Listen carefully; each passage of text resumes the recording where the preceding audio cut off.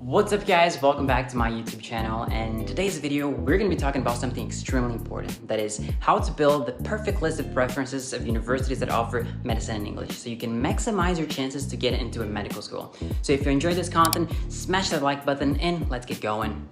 Alright guys, so here we are and let's go straight to the point. What you're seeing here right now, it's a simulation of what you're probably going to see when you register for the IMAT exam. As you well might know, the register period hasn't yet opened. It's probably going to open late August or early September. The window between registering and doing the exam is usually really short, so it's really important for you to already have an idea of a list of preferences of universities that you intend to choose. Now, of course, if you're non-European, you're going to have to stick with that same university that you assigned it when you were doing the pre-enrollment.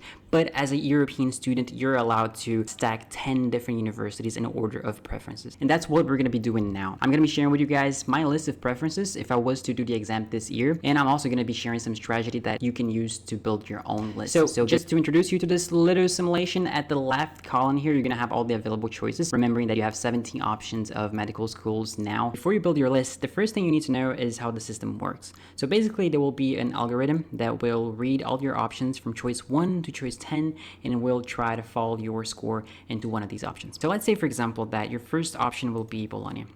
Bologna is like your dream university. That's where you want to go. You're influenced by my channel and all that. And your second option, you're going with Milan. You know, big fan of the team, so I think it sounds quite nice. It's nearby, so it's not that far. Okay, second thing. Take a look at the cutoff point of these universities in the previous year, so 2025. Even go a little bit further down, 2024, so you can have an idea of the pattern. Bologna in 2025, the cutoff point was 60.5. Okay, so this is one information. Now, what about Milan? Milan, the cutoff point was 65.8. Okay, so this doesn't sound really cool. Now, let's say, for example, that you scored in this edition 58 points. Okay, 58 points, that's not enough for Bologna, 60.5. So guess what? The system will move you down to your second option and it will compare your score with the cutoff point of that university. And guess what? Once again, you are out of Milan. That is not an option for you. And congratulations, you just burned a possibility, an option of your list of 10 universities. I don't know if it makes sense what I'm trying to say, but the way I see it is that when you choose randomly, just based on how beautiful the cities are and all that, and has no idea about the cutoff points, you may be burning a lot of options, okay? Because if you keep going like that, I don't know, if you choose Sapienza as your third option, well, Sapienza has a 65.8 cutoff point, so it's almost like you just burned the first three options, and it can keep going worse and worse. So my first advice for you is take a look at the cutoff point of the universities. In order for you to avoid these dead slots, my golden recommendation here for you is to always follow a descending order of historical difficulty. So the high cutoff points at the top and the lower cutoff points at the bottom. Alright, so let's get this out of the way. But before we actually start building our list here, I just want to mention one more thing that happens very often with people, and I have no idea why they do that, but I want you to avoid that, okay? You're not going to do that. That is, let's say, for example, that you want to study in the north, okay? So you're going to choose, your first option is Bicocca, okay, in Milan, and then you know what, I want to stick to Milan, so I'm gonna also put Milan, and I don't know, maybe I would choose Bologna. It's also fair enough in the north, and that's it. They leave it like that, okay? They have a whole other options they could have been choosing, but they just decided to leave it like that. It's like all or nothing. And I know there's some people that are actually certain of what they want, like, oh, if it's that, I just want to get in these university. If I don't get it, it doesn't really make sense to think about going to, I don't know, Florence or to Catania or to the south of Italy.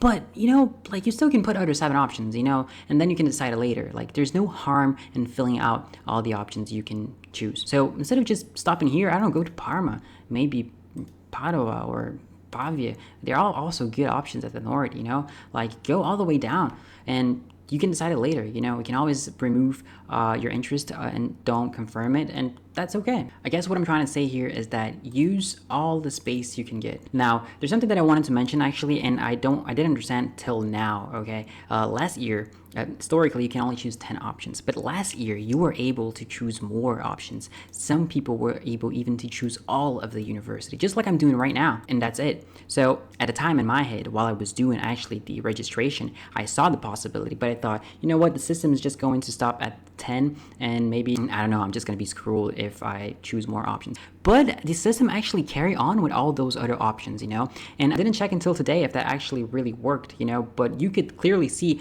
in the list more than 10 options. And so if you have the possibility to choose all the universities, go for it, okay? So you won't be penalized for that. So it might be just a bug, it might not count, it might just count down to your option number 10, but go for the most you can get. All right, so with that said, let's get this out of the way and let's start talking seriously. Now guys, while building your list, okay, I know this is something very personal and it's gonna vary from person to person. So I'm gonna use my preference list as an example to give you some tips and strategies. But in general lines, I want you to have in mind like this 3-block rule, okay, whatever you want to call. So try to keep the first 2 to 3 options of your list your dream school universities, okay? Those are going to be the university really what you want. And it doesn't matter which university is, okay? It doesn't matter if the cutoff point is high or low, okay? The important thing is that at least the first option of your choice is the university you really want to get into it. It must be aligned with what you want. So let's say, for example, in my case is Bologna, as you guys well know. Great, Bologna. All right, so for the following options here, let's imagine there is an imaginary block here of 3 options. So choose 1, 2, and 3. I'm still gonna try to be orientated by the universities that I'm interested in, and that's very personal. And for me, my main goal, okay, what I really wanted was to live in the north of Italy because it was close to other countries, because my girlfriend is from Austria and it's very near, so that was my orientation. So Bologna as a first option, and I didn't really have any other preference of university. I only knew that I wanted to stick to the north. So the options I would have would be Pavia, Padova, Milan, and so on. But you guys know that Milan is not an option at this point here. It's a brief demonstration of what I did at the time. So I take a look at the cutoff points of Pavia and Padova, and I saw that Padova had 64 points and Pavia 61. So I already knew that I was going to put Padova as my second option, okay? And Pavia straight down, because it would make more sense. I didn't want to burn any slot here.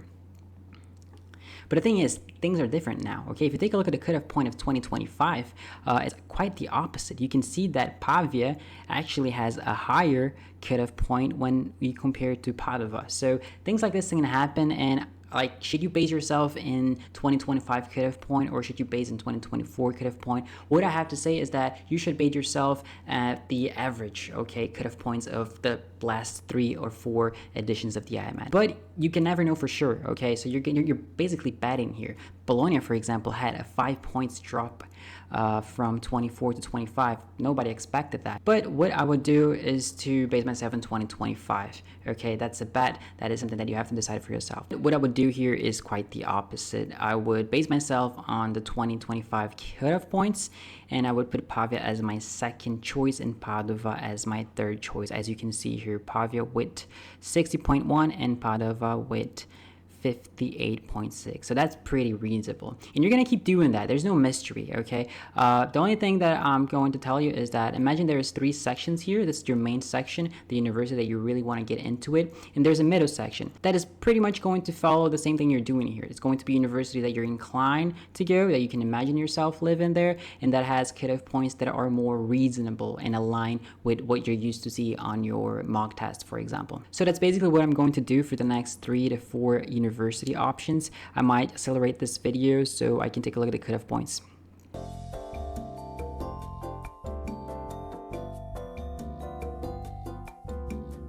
Okay, so far what we have here is Bologna, Pavia, Padova, and Ancona, Parma, Tor Vergata, and Luigi Vanvitelli. This would be my choices based on the cutoff point of 2025. I know I could have done it differently, but I really got interested in the Ancona program. If you are not really aware of the differences between each university, I just recorded a video talking a little bit about it.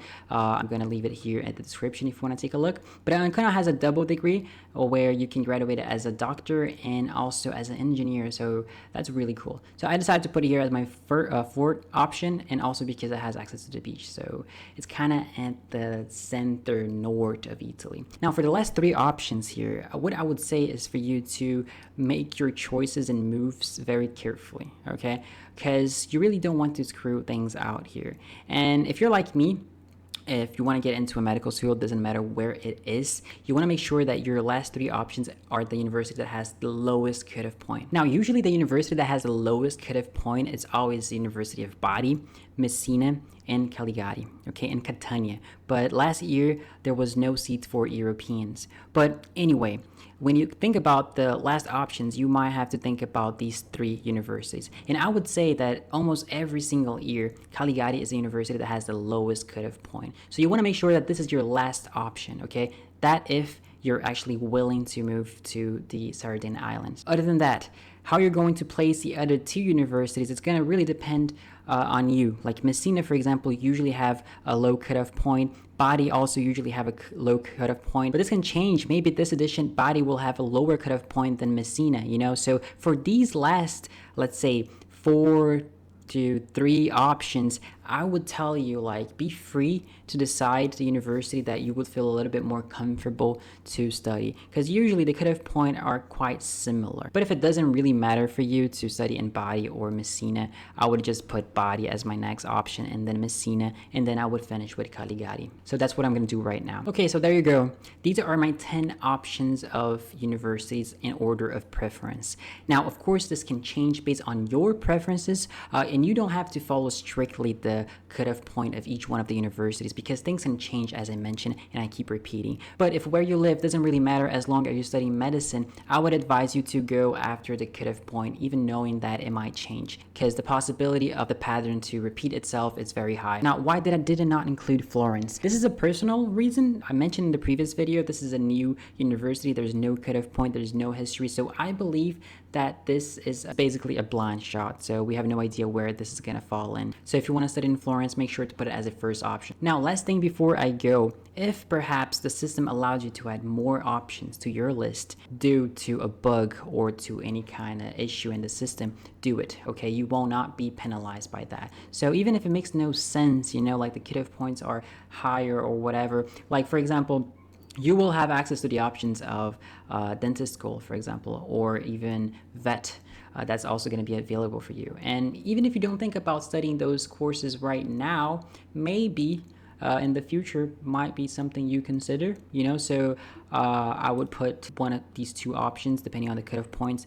I would change the order, just so if it happens to count on your list and you can maybe decide it later if you want to study dentist or not. But alright guys, that's all I had to say. I hope you guys enjoy and I made myself clear. If you have any questions, don't hesitate, just shoot down the comments and I'll be more than happy to help you. If you want some personal guidance on your IMAT journey, you can also reach out to me through the Instagram. Thanks for watching until the end, and I'll be seeing you guys in the next one.